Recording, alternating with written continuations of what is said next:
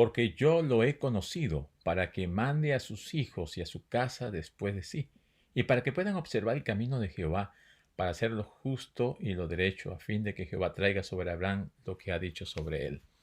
Esta semana estamos viendo un pacto eterno, pero ese pacto de parte de Dios, ¿cuál es el nombre de Dios? ¿Qué significa? ¿Cuál es el significado de los nombres que dio Dios para identificarse con Abraham? Hoy día veremos, esta semana veremos quién es ese Dios y el amor que muestra para con cada uno de sus hijos.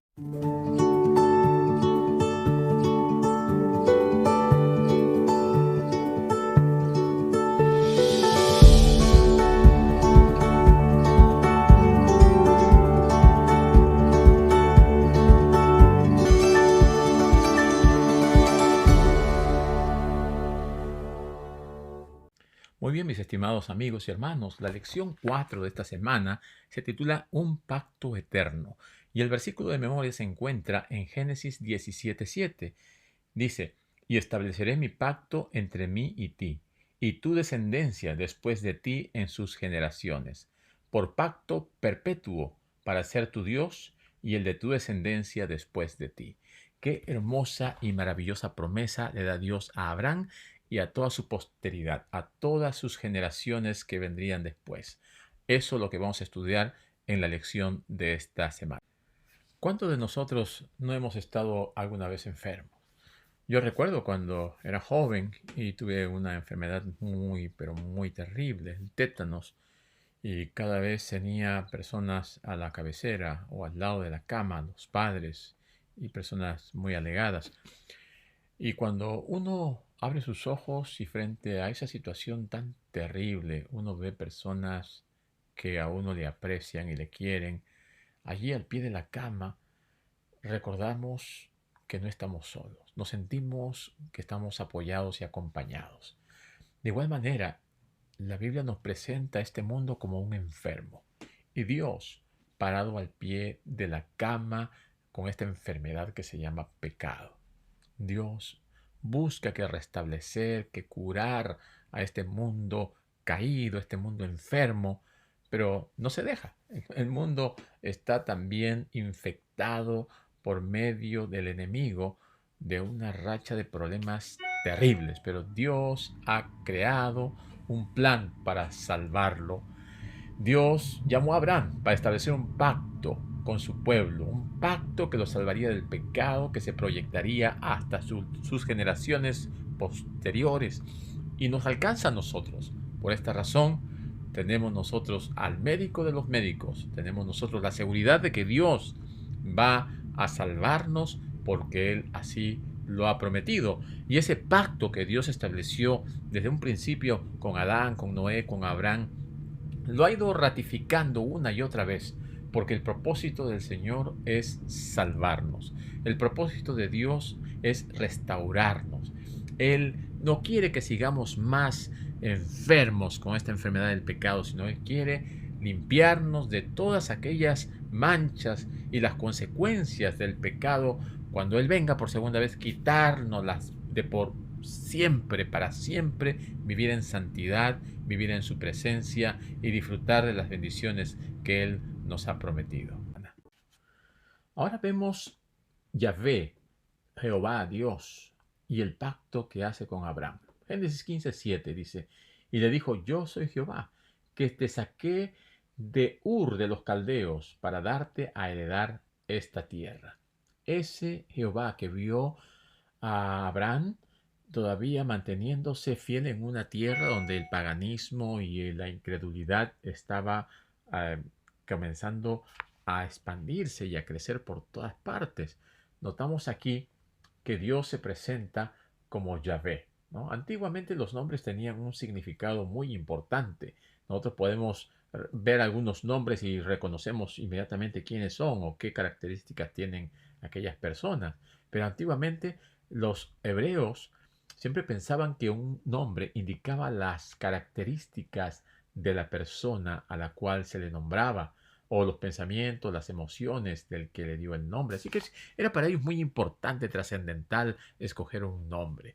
Y el nombre de Yahvé, que aparece 6.828 veces en el Antiguo Testamento, significa el yo soy, ¿no? Que viene del verbo hayá, ser, el eterno, el existente, el autoexistente, el autosuficiente, el que vive eternamente.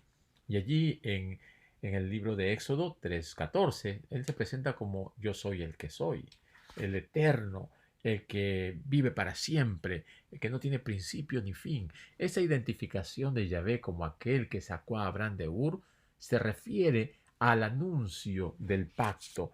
Dios está llamándole y diciéndole, yo soy ese Dios creador, el omnipotente, el que está haciendo un pacto contigo porque te quiero sacar de allí para llevarte a que formes una gran nación de fieles, una nación de hombres y mujeres que tengan a Dios como su centro y que sean los que promulguen las verdades eternas. Ese es el Dios que yo quiero que tú conozcas. Génesis 17:1 dice, era Abraham de edad de 99 años, cuando le apareció Jehová y le dijo, yo soy el Dios Todopoderoso, anda delante de mí y sé perfecto. Este nombre que Dios le da a Abraham de sí mismo, el Todopoderoso, el Shaddai, es un nombre a través del cual, a través de la primera parte que dice él, el nombre básico de Dios utilizado entre los semitas, ¿no? Entre el pueblo de Israel. Aunque el significado de Shaddai no es todo certero, la traducción todopoderoso parece ser la que más se acerca a este concepto. El Dios todopoderoso.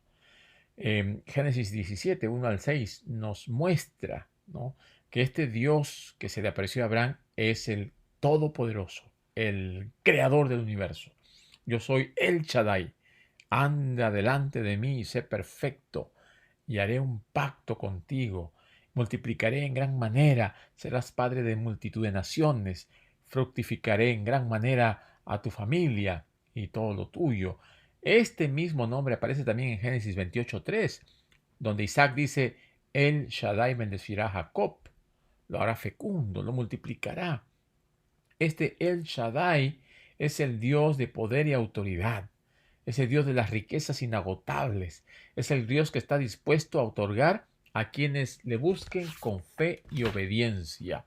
Este es el Dios que está frente a, a Abraham, mostrándole todo lo que Dios es capaz de hacer cuando una persona se pone en las manos de Dios, el que bendice, el omnipotente, el todopoderoso, el que tiene poder y autoridad sobre todas las cosas.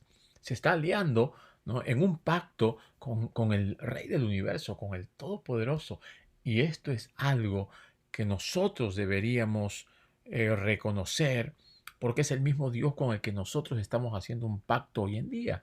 Es el mismo Dios a quien nosotros adoramos, el Shaddai, el Todopoderoso, el que está esperando que nosotros mantengamos la fidelidad para que Él también nos dé todas las riquezas que vienen a través de la fe y de la obediencia a las promesas, a su palabra, es el que obedece todas las indicaciones que Dios nos ha dado y que son para que nos ayuden en el camino de la vida cristiana hoy en día.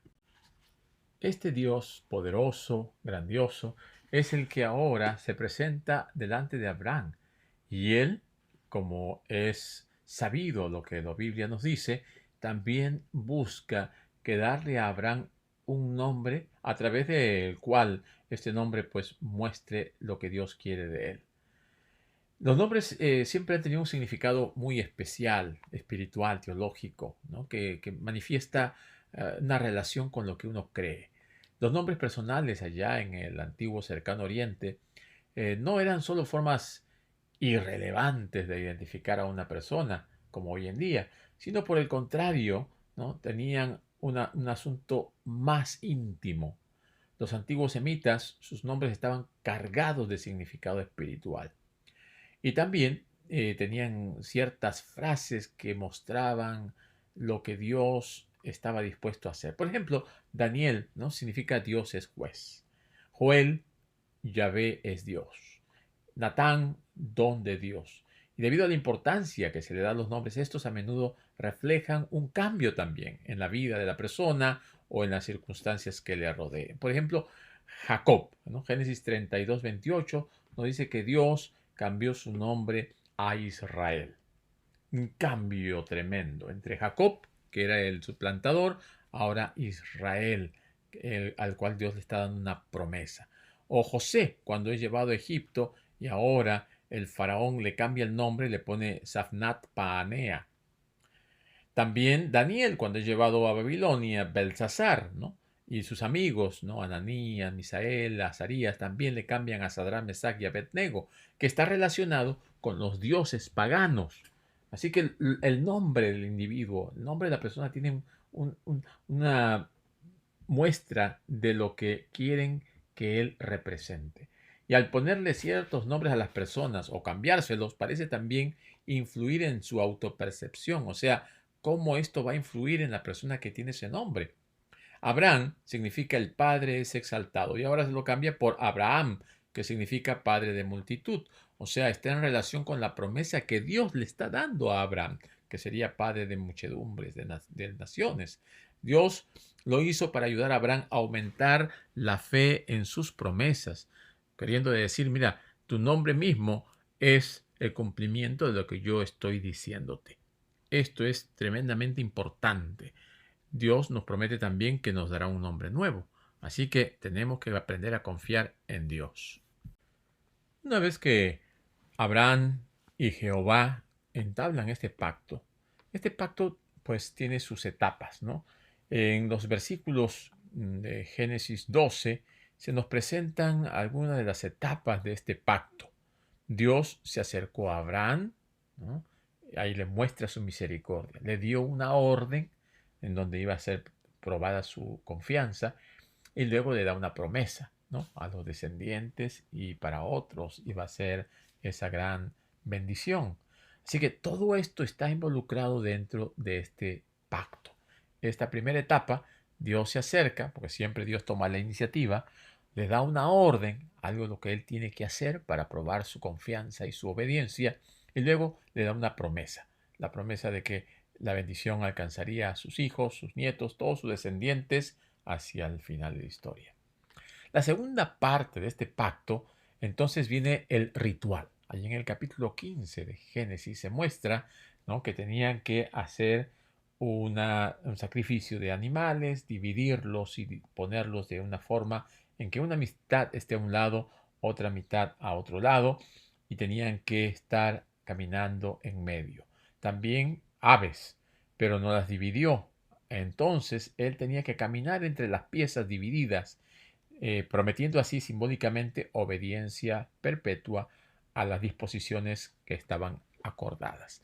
Y él tenía que estar allí, ¿no?, ahuyentando a las aves y todo esto, mostrando que nada debería interrumpir ni destruir ese pacto que se estaba estableciendo entre ambas partes. La tercera parte o la tercera etapa de este pacto, que ya está ya en Génesis 17, ¿no?, aquí se le cambia el nombre. Se le pone el nombre Abraham, ¿no?, padre de muchedumbre de gentes, que incluía tanto a judíos como a gentiles. Esto lo que involucra es que la salvación iba a ir para todos. Y aquí también se introduce la circuncisión que muestra que tenían que pertenecer al pueblo a través de este ritual. Este ritual de la circuncisión daba una entrada al pueblo de Dios en aquel tiempo. Era algo visible, algo externo, y mostraba su aceptación al pacto en el cual Dios y Abraham habían acordado. Esto es importante notar. La misericordia de Dios siempre está presente. La obediencia del hombre es en respuesta a esa misericordia, y las bendiciones vienen como consecuencia de las promesas de Dios. Este ritual y la circuncisión solamente son las manifestaciones externas de las promesas que ambos han hecho al acordar este pacto. Ahora, el pacto también tiene sus obligaciones. Génesis 18:19 dice, porque yo sé que mandará a sus hijos y a su casa después de sí, que guarden el camino de Jehová, haciendo justicia y juicio, para que haga venir Jehová sobre Abraham lo que ha hablado acerca de él. Así que el pacto trae como consecuencia una responsabilidad, una obligación moral de cumplir, de ser fieles. De parte de Dios se manifiesta la gracia en función a la respuesta del hombre, a la obediencia. ¿Obediencia a qué? A la ley que el Señor ha establecido para que el ser humano pueda andar en los caminos correctos y adecuados. Esto se ha de manifestar a través de la fe y la respuesta a través de las obras, ¿no? En Génesis 18:19 demuestra la relación que hay entre la gracia y la ley. Esta gracia que viene de Dios, que se manifiesta a través de la obediencia al Señor, va a traer como consecuencia una acción que se mueve en función a la relación con Dios. Abraham se sometió a la voluntad de Dios y estaba dispuesto a ofrecer aún a su propio hijo, a su unigénito, como una ofrenda de sacrificio. Luego el Señor proveería esa ofrenda para el sacrificio, no dejando que Abraham sacrifique a su hijo, pero estaba manifestando un ejemplo, una representación de lo que Dios mismo iba a hacer, enviando a su propio hijo. Así que la obediencia llevó a Dios a cumplir las promesas de su pacto con su pueblo. Dios estaba mostrando al universo su disposición de ofrecer a su hijo para que haya salvación.